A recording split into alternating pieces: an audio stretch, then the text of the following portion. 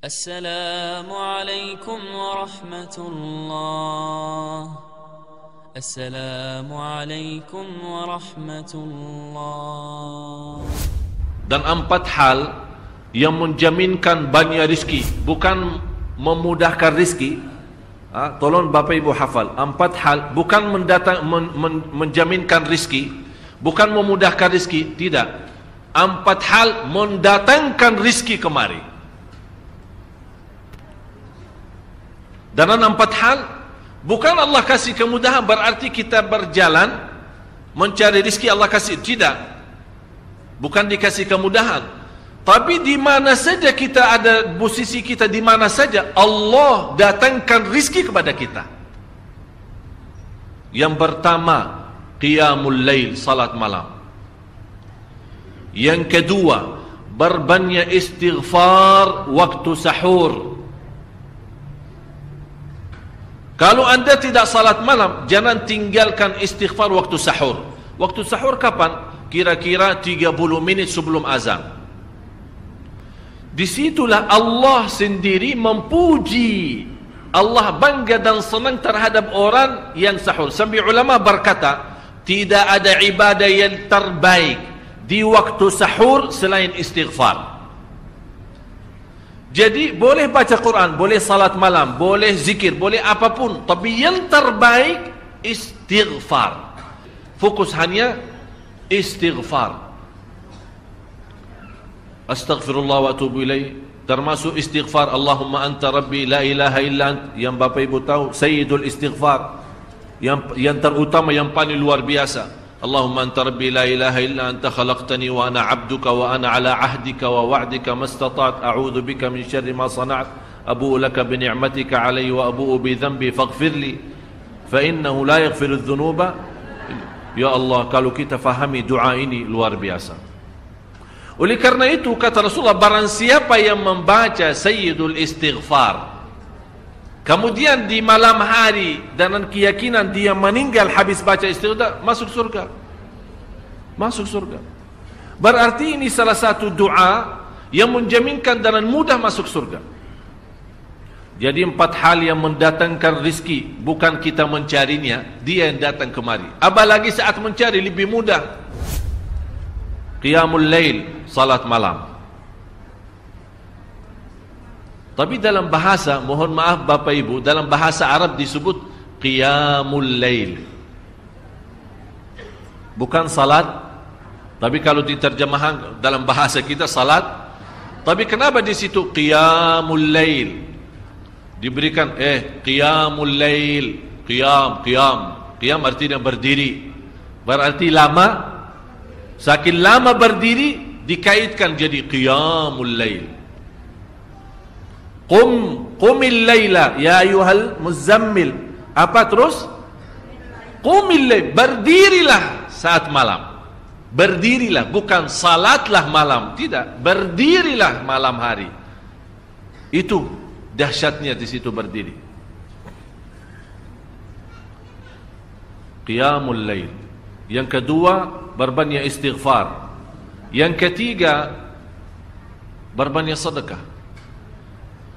Sebenarnya bukan istilah berbanyak sedekah. Kadang-kadang orang bersedekah 100 juta, udah saya sudah bersedekah 100 juta. Bukan itu.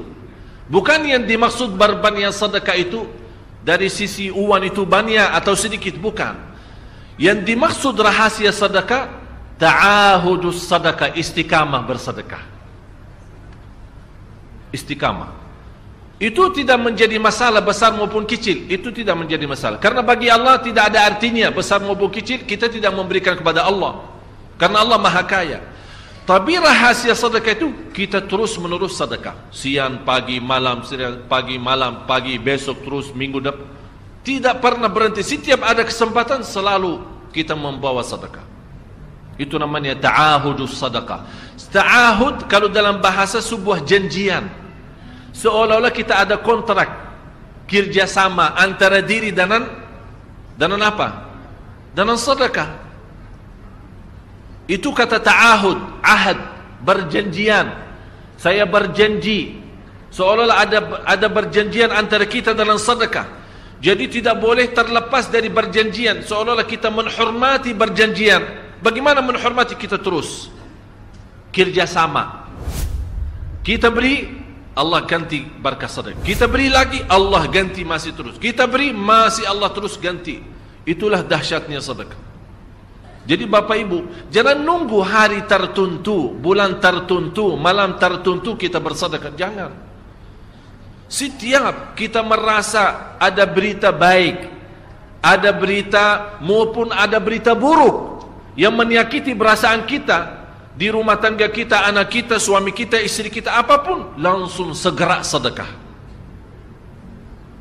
Disitulah rahasianya. Ikatkan seolah-olah kita sudah membuat perjanjian antara diri dan sedekah dalam segala hal, hal senang maupun hal tidak, hal bahagia maupun hal sedih, hal bangga maupun hal lagi menghadapi kesusahan, kesulitan, selalu sehat dan sakit.